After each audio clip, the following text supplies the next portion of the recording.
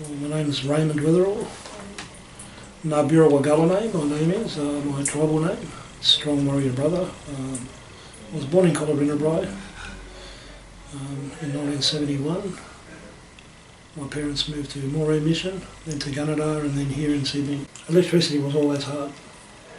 Back in the 80s I think it was Nick Greiner that first, privatised it, so prices started to go up. The one thing that I find with our place is there's no insulation. So in the winter it's very cold. You'll have a draft through the house all of the time, so the heater's going all of the time. Unlike here in the city, Claymore's 50 k's from here, so out there it's a lot colder in the winter and it's a lot hotter in the summer. When the babies were born, for them not to get a cold, we would try to find a spot in the house so that they would not pick up a cold. So I would put up barriers everywhere, but you would still feel a draft in the house. And the windows are terrible. They only just bolted them shut probably 2 days ago. The windows fall out. So if the windows fall out, they're obviously not sitting properly. So you're going to get wind coming through all the time. And it's the same with in the summer. You're going to have heat getting through all the time because you can't keep it out. We had people tell us, like with the heat, put bubble wrap on the windows. But what are you going to do? Go to a factory and ask people, can I get your bubble wrap after you unload that box? You look like an idiot. But these are the type of extremes that people have to go to just to try to cope with the prices. And the one thing that we've had to do over the summer is buy 2 air conditioners, and that one of them services 2 rooms, and the other one, that would be our daughter's room. And we sort of put it in between the 2 rooms so that it feeds our room and theirs, but they're constantly going. We had temperatures the other week that were 47, across the whole state, and everybody was roasting. Our bills are through the roof, at both ends, whether it's winter time, spring and autumn are the same. The weather hasn't really changed for the past 3 to 4 years. It's just sort of got hotter in the summer, colder in the winter. And electricity prices with the weather, they're going up all of the time. And it's very hard to survive. I'm glad that Christine's, very good with money. We all know that it's getting hotter. You will have people that deny it, within government, but we all know the people that are suffering the most. Where I come from, in Moree they had 50 days in a row over 35 degrees. So I know that most of my people, that are up there in family and extended family, they're struggling as well. The electricity prices, especially with up there they've got reverse cycle air conditioner, they've got them going all of the time.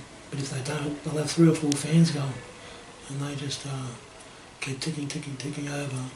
And Moree, during the winter, goes down to 0 below because of coming off, let's say, Mount Capita and the Great Dividing Range, the Warrumbungles on the other side, it's cold, with the breezes that come off there. And they're northwest slopes and plains, so that breeze goes straight across the whole of the country up there.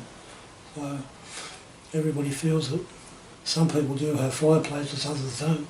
So they buy the bodgiest heaters because their money, the money that they do get, it only allows them to buy, a terrible product. That uses an enormous amount of power just to heat your house through the night to keep you and your kids warm. And where I was born, I remember saying it gets hotter there than what it does in Moree. It gets just as cold in the winter. They get up near 50 in summer.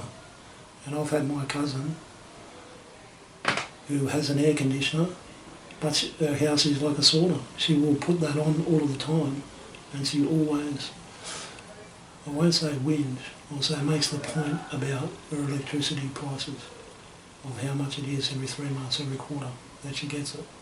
Even with planning and putting money in there every fortnight, she's still coming up short at the end of 3 months.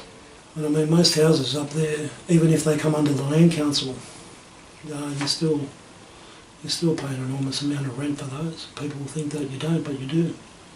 And they struggle to survive because of the fact that the houses were built, say, 40 years ago. I'm not an expert with climate change, but from the time that I was a young man to now, it's got hotter. It's harder to live. You know, prices with electricity are always going up. You know, and the government, they don't really give a hoot. You know, the government really don't care. And it comes back to them with building proper affordable housing, especially out there. They could build eco-friendly houses and build them in a way where the house isn't going to get like a sauna in the summer or get too cold.